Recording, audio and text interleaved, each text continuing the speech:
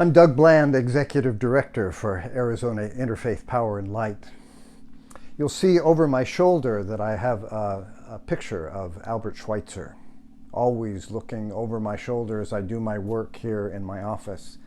He's a good one to have watching over me, part of the cloud of witnesses that have been such an influence in my life. When Rachel Carson wrote her famous book, Silent Spring, that ushered in the environmental movement, she dedicated it to Albert Schweitzer. He was somebody who dedicated the first 30 years of his life to intellectual pursuits that brought him great fame. He had his PhD in philosophy and theology. He was a world-renowned organist and an expert on Bach, and has his PhD in music. And then he goes and gets his medical doctor's degree. And he's told himself that the first 30 years he'll dedicate to these pursuits that he's interested in, and then after that he'll dedicate himself to humanitarian interest. So he goes to Gabon in Africa and sets up a hospital in Labarini and serves the people there for the rest of his life. The story that I want to tell you takes place at that hospital. One morning they're sitting at the breakfast table when they hear all this commotion outside, and Schweitzer gets up to go see what's going on, and there's this old man who's just absolutely exhausted, barefoot, ragged. He's been paddling his canoe for 2 days and 2 nights to try to get to the hospital. And when he sees Schweitzer, he bows before him and says, "Oh, please, I've been told that maybe you can help save my friend." And Schweitzer just said, "Where's your friend?" The old man walks down to the river in the canoe, and there in the bottom of the canoe is this old mutt of a dog. And Schweitzer orders the stretchers to be brought and gently puts the dog on the stretcher and carries it up to the operating room. When he gets to the operating room, he finds that no preparations have been made for the dog. The dog's just laying in the corner.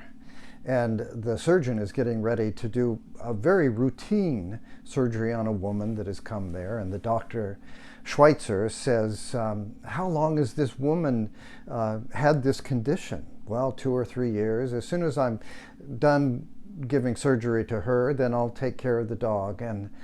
And Schweitzer says, "The dog is the friend of this old man and can't wait 2 hours. This woman can." And so the doctor operates on the dog. But the dog has lost too much blood, and the infection has spread too far, and the dog dies. So Schweitzer has to go tell the old man that his friend has died. When Schweitzer goes back up to the operating room to take care of the body of the dog, he finds that the dog's body has just been thrown in the garbage with the other medical waste. And Schweitzer just is filled with rage. Why can't people understand that all life is sacred?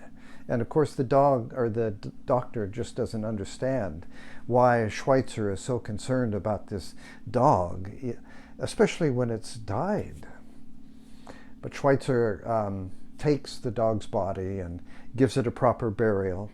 And after this incident, Dr. Bergman, who witnessed this scene, was a visiting surgeon, says that he saw Schweitzer down by the river just staring out at the river when a fawn, an antelope fawn, that is part of the menagerie that has found shelter at the hospital, comes up and nuzzles Schweitzer. And Schweitzer takes the fawn in his lap and stares out at the river, grieving, no doubt, for the old man, for the death of the dog, grieving that we're so slow to understand that all life is sacred and deserves our reverence.